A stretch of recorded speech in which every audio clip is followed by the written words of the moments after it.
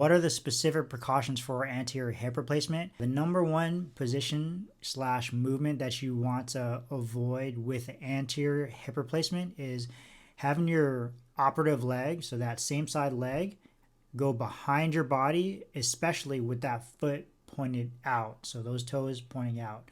So the reason why you want to avoid that is because with that anterior approach, the incision is right in the front of the hip.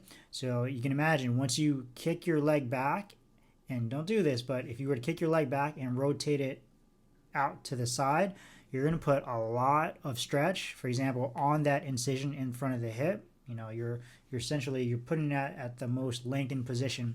And as you bring your leg back in terms of the hip joint, as that leg comes back, that head of the femur, it kind of slides anteriorly or forward. So as the leg comes back, that head goes forward, which would be the most compromising position in terms of dislocation. So the further that leg goes back with any external rotation where that foot points out to the side, that head of the femur of that new hip joint is likely going to translate forward, and that would be the main dislocation position.